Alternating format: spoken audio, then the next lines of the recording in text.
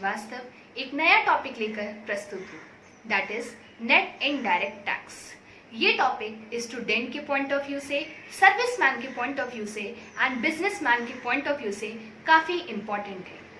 Video start करने से पहले मेरे जितने भी न्यू व्यूअर्स हैं उनसे अनुरोध है, वीडियो के नीचे रेड कलर से लिखा हुआ सब्सक्राइब आ रहा है जिसे आप क्लिक करें एंड बेल आइकन को भी दबाएं जिससे आपको ऑल नोटिफिकेशंस स्टार्ट करते हैं Okay, एंड so समझते आइए हैं अब नेट video इनडायरेक्ट टैक्स क्या होता है। So beginning with that, let us read the meaning of net indirect tax. Net indirect tax refers to the difference between indirect tax and subsidy. मतलब जो net indirect tax होता है वो difference होता है इनडायरेक्ट टैक्स का and subsidy, मतलब indirect tax minus subsidy. But इसको अंडरस्टैंड करने से पहले हमें समझना होगा कि इनडायरेक्ट टैक्स एंड सब्सिडीज़ क्या होती हैं, कैसे ये इसका कंपोनेंट बनी, ये हमें अच्छे से क्लियर पढ़ना होगा। Okay, so let us understand the two components of net indirect tax, that is indirect tax and subsidy. Okay, so indirect tax, देखिए सबसे पहले आप ये समझिए कि जो टैक्स होते हैं वो दो प्रकार के होते हैं, that is direct tax and indirect tax. Direct tax वो टैक्स होता है जो कि गवर्नमेंट लगाती है किसी भी इंडिविजुअल्स या कंपनीज़ पर डायरेक्टली। फॉर एग्जांपल, आप जॉब करते हो, बैंक में आप जॉब कर रहे हो, मान लो आप मैनेजर की पोस्ट पे हो, तो आपको जो सैलरी मिल रही होगी उसका आप पे इनकम टैक्स लग रहा होगा। तो वो कौन करेगा पे? कोई दूसरा नहीं करेगा आके, आप उसको अपनी सैलरी से ही पे करोगे। So it is a direct tax, मतलब जिसके ऊपर ये लेवाइव किया गया, जिसके ऊपर ये टैक्स लगाया गया, उसी ने इस टैक्स का पेमेंट किया। ओके, सो डायरेक्ट टैक्स वो टैक्स होता है जिसमें हम डायरेक्टली पेमेंट करते हैं गवर्नमेंट को, जिसके ऊपर लगाया जाता है। बट जो इनडायरेक्ट टैक्स होता है वो गवर्नमेंट लगाती है गुड्स एंड सर्विस पे। तो गुड्स एंड सर्विस पे लगाती है, तो ये इनडायरेक्ट टैक्स इसका नाम क्यों रखा गया? क्योंकि ये लगाती गुड्स एंड सर्विस पे है, लेकिन जो इसका पेमेंट करता है वो कंज्यूमर करता है, जो उसको कंज्यूम करता है। ओके, इसका मतलब ये लगता किसी और पे है, मतलब ये लेवाइव गुड्स एंड सर्विस पे होता है, बट इसका पेमेंट कौन करता है? कस्टमर करते हैं। That is why it is called indirect tax. Okay, I hope it's clear. So now let us read. Indirect tax refers to tax which are levied by government on production and sale of goods and service. ये किसके द्वारा लगाए जाते हैं? ये government के द्वारा लगाए जाते हैं। किस पे? Production and sale of goods and service. Okay, so let us now read that it increases the price of product. अब हम ये कैसे समझें? मान लो आपके पास कोई आपने माइक खरीदा, वो मान लो 500 रुपीज़ का है एंड उसके ऊपर गवर्नमेंट ने टैक्स लेवाइव किया है 5%। तो जो हमारा अब वो कॉस्ट होगा, जो प्राइस होगा उस माइक का, वो कितना होगा? 525 रुपीज़, दैट इज़ 500 का 5%। Okay, so it increases the price of product. पहले वो माइक 500 का था, लेकिन अब वो कितने का हो गया? 525 का। तो ये जो 25 रुपये हैं ये हमारा टैक्स है। Okay, so it increases the price of product. For example, goods and service tax. Goods and service tax सबसे बड़ा एग्जाम्पल है इनडायरेक्ट टैक्स का, जो कि अभी गवर्नमेंट ने 1 अप्रैल 2017 से लागू किया है। Okay, so now let us read one more example that if cost of producing one set of speaker, अगर एक सेट को प्रोड्यूस करने का स्पीकर का कॉस्ट ₹500 है एंड इफ़ गवर्नमेंट लेवाइज 10% GST, अगर उसके ऊपर गवर्नमेंट ने 10% GST लगाई है, गुड्स एंड सर्विस टैक्स लगाए हैं, तो 500 का 10% कितना हुआ? 50 रुपये। Then the price, market price of speaker will be 550, मतलब वो मार्केट में कितने का बिकेगा? वो 550 का बिकेगा। अब वो 500 रुपये का नहीं बिकेगा क्योंकि उस पर गवर्नमेंट ने अब 10% GST लगाया है। Okay, so I hope it's clear. Now once again revise that net and indirect tax refers to the difference between indirect tax and subsidy.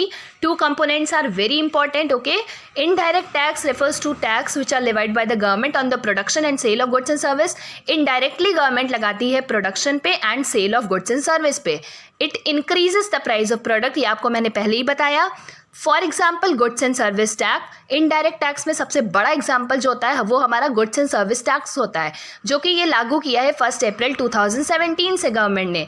And इसके पहले कौन कौन से टैक्स थे, जैसे सेल्स टैक्स था, वैल्यू एडेड टैक्स था, but अब वन नेशन वन टैक्स के तहत जीएसटी को ही पूरे इंडिया में लागू किया गया है। Okay, so now let us read the concept of subsidy. Okay, the another component of net indirect tax. Okay, so subsidy, economic assistance provided by the government to firms and household with the motive of general welfare.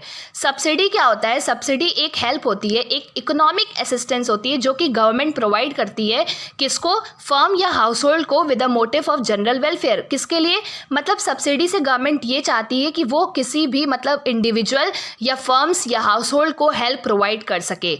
इसका concept यहाँ क्यों आया, इसको हम आगे पढ़ेंगे। आप video को पूरा वॉच करिएगा क्योंकि मैं आगे आपको बताऊंगी कैसे क्या होता है सब्सिडी का concept. Okay, these are opposite to indirect tax. Why they are opposite to indirect tax? The question arises, क्योंकि हमने अभी पढ़ा था कि जो इनडायरेक्ट टैक्स होता है वो किसी भी प्रोडक्ट का प्राइस बढ़ा रहा था, क्योंकि वहाँ पे जो टैक्स लग रहा था वो हमारे कस्टमर को पे करना पड़ रहा था। बट सब्सिडी में क्या होता है, यहाँ पे गवर्नमेंट राहत देती है, उनको वो हेल्प प्रोवाइड करती है जिसकी वजह से वो प्राइस हटा देती है, मतलब कम कर देती है। आप इंडिया में अगर देखो तो जो हमारी नेसेसिटीज़ होती हैं, जैसे मान लो राइस है, वीट है, इसका एक हद तक प्राइस बढ़ सकता है। ऐसा नहीं है कि आप उसको 100 रुपये किलो बेच दोगे, 120 रुपये किलो बेच दोगे, नहीं, ऐसा बिल्कुल भी नहीं है। गवर्नमेंट इसमें क्या करती है कि कंट्रोल करती है प्राइस को। इसका प्राइस कौन डिसाइड करता है? गवर्नमेंट डिसाइड करती है। Market forces of demand and supply नहीं डिसाइड करते हैं नेसेसिटीज़ का price. Okay, but luxurious and comforts के केस में market forces of demand and supply ही डिसाइड करते हैं price. Okay, so opposite to indirect tax, ये क्या होती हैं? अपोजिट होती हैं इनडायरेक्ट टैक्स का, क्योंकि इनडायरेक्ट टैक्स में जो प्रोडक्ट का दाम होता था वो बढ़ जाता था। बट जब हम सब्सिडी प्रोवाइड करेगी गवर्नमेंट, जब किसी प्रोडक्ट पे मान लो गवर्नमेंट ने सब्सिडी प्रोवाइड की, तो उस प्रोडक्ट का प्राइस घट जाएगा। फॉर एग्जाम्पल, जैसे अभी हमने स्पीकर के बारे में पढ़ा कि जो स्पीकर था वो 500 रुपये का था भैया, वो 500 रुपये में बना था पूरा स्पीकर। ओके, बट जब उस पर टैक्स लेवाई हुआ तो वो कितने का बिका? 10% जब टैक्स उस पर लगा तो वो 550 का बिका, तो वो 550 में बिका, मतलब 50 रुपये का प्राइस उसका बढ़ गया टैक्स लगाने के बाद।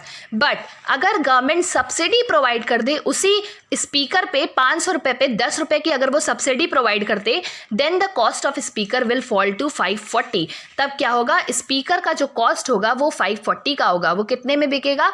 540 रुपये में बिकेगा। That is why subsidies are referred to as opposite to indirect tax. Okay, the another name is economic assistance and financial assistance. Financial मतलब जो फाइनेंस के थ्रू, मतलब पैसे का जो गवर्नमेंट असिस्टेंस देती है, हेल्प प्रोवाइड करती है। अब जो नेट इनडायरेक्ट टैक्स का कॉन्सेप्ट है वो और भी ज़्यादा ज़रूरी होने वाला है इस चीज़ में डिफ्रेंशिएट करने में कि market price and factor cost में क्या डिफरेंस होता है। So let us now understand what is factor cost and what is market price.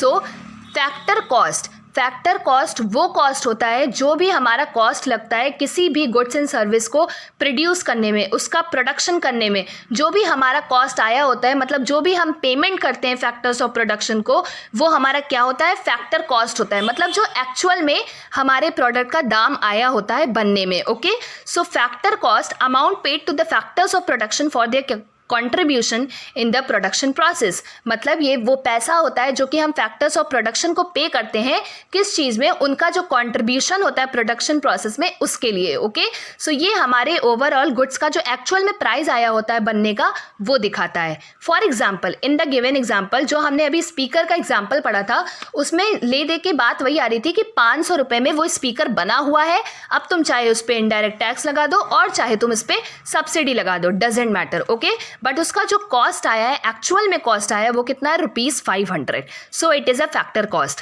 But market price वो प्राइस होता है जिसपे हम एक्चुअल में जाके दुकान से सामान खरीदते हैं, मतलब जो एक्चुअल प्राइस होता है प्रोडक्ट का जिस पे वो बिकता है। ओके, आपने देखा होगा कोई भी अगर आप टूथपेस्ट ले रहे हो, मान लो आप कोलगेट का टूथपेस्ट ले रहे हो, तो वो अगर 30 रुपीज़ का है तो उसमें ब्रैकेट में पीछे लिखा होता है कि इंक्लूसिव ऑफ ऑल टैक्सेस, मतलब वो आपका मार्केट प्राइस है जितने में वो बिक रहा है। Okay, so market price is the price at which the product is actually sold in the market. I hope it's clear.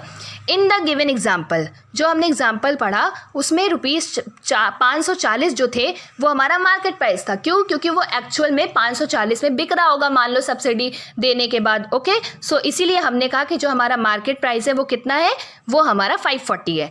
It includes indirect tax but excludes subsidy, मतलब ये टैक्स को तो इंक्लूड करता है बट सब्सिडी को exclude करता है। ये हमारा कॉन्सेप्ट है नेट इनडायरेक्ट टैक्स का, that is it includes indirect tax but excludes subsidy. Thus NIT is equals to indirect tax minus subsidy. Okay, I hope it's clear. Market price को अब हम कैसे डिफाइन कर सकते हैं कि मार्केट प्राइस क्या होगा, जो फैक्टर कॉस्ट है, जितना उसका एक्चुअल में कॉस्ट आया है प्लस NIT जो भी उसमें टैक्स लग रहा है। Okay, that is indirect tax minus subsidy. National income में हम इसको NIT लेकर चलते हैं। ओके, हम खाली इनडायरेक्ट टैक्स नहीं लिखते हैं। सो इसको हम ऐसे भी दिखा सकते हैं कि market price is equals to factor cost plus NIT। Thus in both the cases we get that NIT is equals to indirect tax minus subsidy. Okay, indirect tax minus subsidy. मुझे पूरा विश्वास है कि आपको वीडियो पसंद आया होगा। अगर आपको वीडियो पसंद आया हो तो उसे लाइक करें, सब्सक्राइब करें एंड ज़्यादा से ज़्यादा लोगों को शेयर करिएगा जिससे और भी लोगों को हेल्प मिल सके। Thank you very much for watching this video.